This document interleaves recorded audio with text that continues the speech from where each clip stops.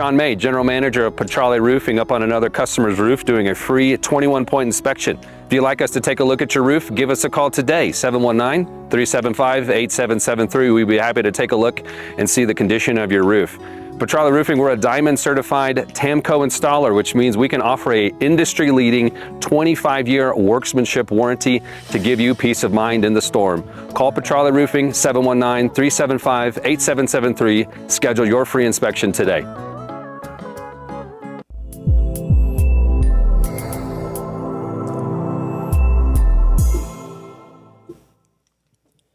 All right, crew, we've got another flash flood warning in this time the northern part of the Aspen Acres fire. We will jump into that here on Peaks to Plains Weather TAMCO Live Radar. Over the last half hour, showing a storm coming out of southern Fremont County, moving across Wetmore and Greenwood, and now into the northern parts of the fire. It is intense enough that the National Weather Service has issued a flash flood warning. Being here is that in the last hour, if you go just upstream of where the storm is right now, the storm has produced between half an inch and an inch of rain, and that's what's moving into the fire now, although it's weakened just a little bit. I want to zoom in and give you some perspective here on some of the drainages that are going to be impacted by this. We'll kind of fly down to the terrain so that you can see this storm is kind of on the eastern slopes of the Wet Mountains. And so it's on the northern end of the fire. I want to rotate now kind of around this so it's to the south of Highway 96 and right on the Pueblo and Custer County line here. So you can see Hardscrabble Creek, the right-hand fork of North Creek, the left-hand fork of North Creek. You can see that we've got Asher Creek in there, Yellow Creek is in there. All of these kind of flow toward Red Creek, and all of that kind of heads down also into some of the other creeks that are in this area east of where the storm is currently located. So if I back you up here and take you back up, kind of a normal view back straight down onto a map with north on the top, you can see that the storms have been moving off to the southeast. Now, thankfully, like I said, it's not as strong as it was about half hour ago. It is weakening a little bit. So I'm expecting between about 1/3 of an inch and 1/2 inch on the north end of this fire, but that is certainly enough to cause some issues out there. So who would be kind of impacted in this? Well, it's the areas downstream of these eastern slopes. So North Creek gets in on this because you can see that we've got the right hand, the forks of North Creek that I talked about, that all flows toward the Beulah area. So heads up in Beulah Valley. I think Middle Creek here is okay. The storm is currently to the north of that drainage.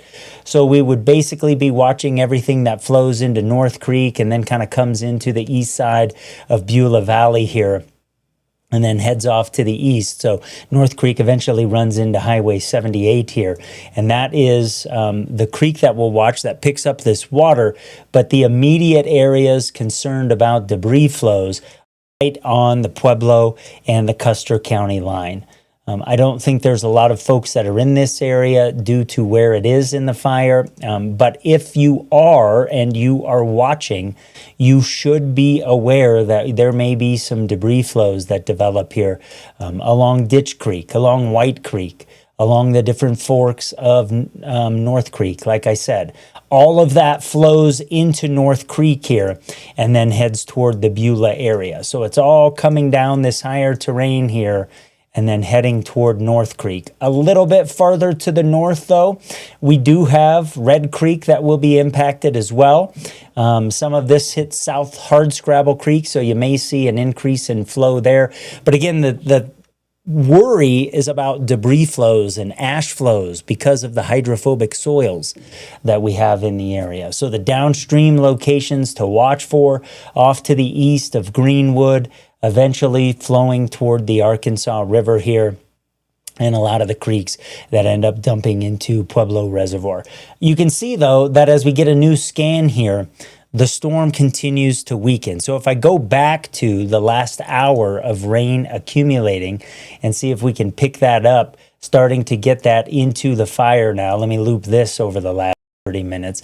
There's lag in this product of about 10 to 15 minutes because we have to do some calculation about how much rain is falling. But you can see right on Highway 96 here, we are starting to get close to an inch in diameter. In fact, we're getting real close to that now. Thankfully, I don't think the northern parts of the burn are going to get that much, but we'll keep an eye on it. So again, if we zoom in on this here, you can see where a lot of that was outside of the fire and kind of flows along Greenwood and Wetmore and will stay out of the fire. But where the fire is, or where the storms are now into the fire, it's Red Creek and it's North Creek that we are most concerned about. We are also picking up some rain around the Beulah area, and this storm is heading right toward Beulah. So we'll keep an eye on Middle Creek as well. If we get that storm to cross that drainage, that will flow right into the town of Beulah. And so you can see how all of this is really complicated, how this plays and comes together here every time it rains in this location. Peaks to Plains weather is where you find the detail, where we're focusing on these drainages. So as people get back into their homes, and if you have homes along these areas, or if you are downstream of some of these creeks, it's something to be aware of. There is a process for the water, the debris to move down the drainages. And so that's why we have a pretty good length here to the flash flood warning. It is in effect tonight until 9:30. So we will continue to watch this area. As I was kind of getting the live stream set up for this, we also had a severe thunderstorm warning that was issued for our far eastern counties. This is for Kiowa County, out near the Kansas state line here. This is for a storm around Sheridan Lake that has the potential to produce some decent hail with it. In fact, if I show you the hail swath with this storm here over the last little bit, and I query that, you can see that the hail associated with this right over Sheridan Lake right now may be around an inch or so in diameter. So heads up if you are in this location here, because this storm is on top of you now. It's bringing some heavy rain as well, and it means some business. It's been coming at you from the northwest and is just beelined right toward town over the last 45 minutes. We'll watch that thing kind of develop just to the northwest, and is getting set to move across Highway 96 at Highway 385. So if you are in Sheridan Lake, batten down the hatches. You're going to get some welcome rain, but unfortunately, I think this storm is producing some hail as well. Look at the echo tops with this, and you can see we're up around 50,000 feet now. So this is a pretty decent storm.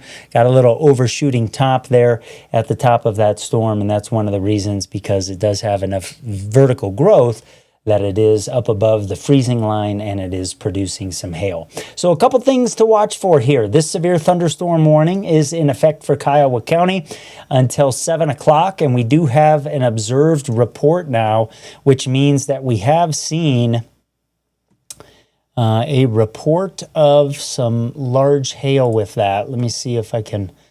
Golf ball sized hail was reported in Towner a little bit ago with this storm. So it does have a history of producing some large hail. So heads up for you guys that are dealing with this storm right now. Of course, Towner off to the west of Sheridan Lake there, Shivington getting in on that.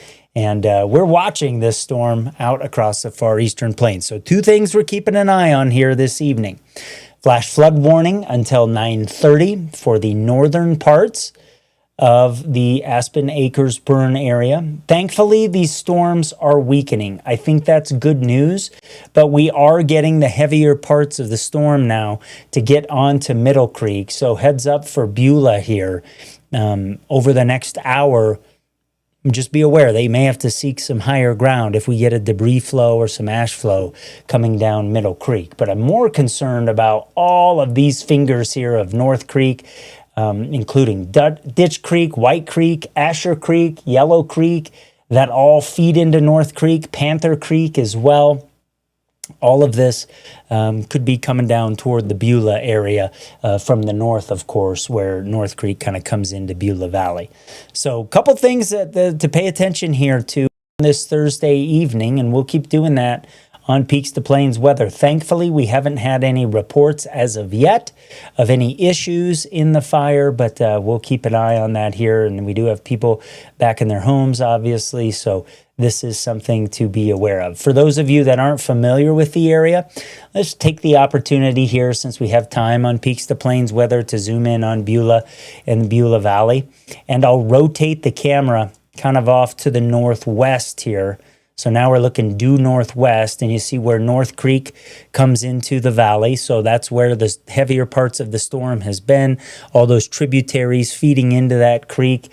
And then, of course, Middle Creek here coming into Beulah. And I'll rotate a little bit more to the west so you can get an idea here that there is some pretty steep terrain where this storm has been dropping its heavy rain, and all of that has the potential to come down the hillsides and bring some debris with it from the fire. So heads up in Beulah, heads up along North Creek here, and areas that are a little bit farther up North Creek where it branches out coming down out of the hills. You are under a flash flood warning. The easiest thing to do is just to seek higher ground. So obviously that's easier if you live along one of these creeks or up on the hillsides. In Beulah, it's a little bit different of a story. We do have some hills here kind of on the south end, so there is a place to get away from that if we were to have some issues. But again, we'll keep an eye on that. And a severe thunderstorm warning until 7 o'clock here for another couple of minutes. My hunch is this is going to be reissued, though, and actually they did reissue that now. That is now in effect until 7:45. So that's a new one. We'll come back to that. This storm across Kiowa County that is sitting over Sheridan Lake. There's also a severe thunderstorm warnings into extreme western Kansas, just on the other side of the state line. Storm not moving much here. So in addition, we'll be concerned about the potential for maybe some flooding concerns. Let me pull up the last hour of the rain accumulation.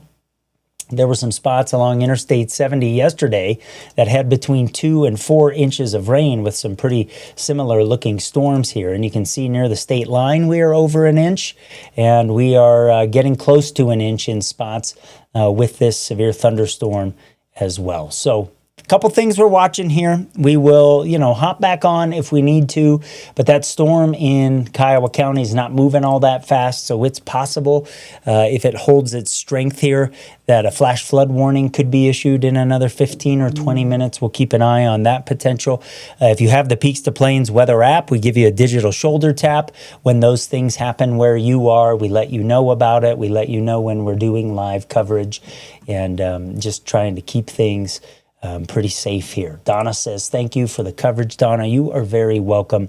That's what we are all about here at Peaks to Plains Weather. It's our weather together.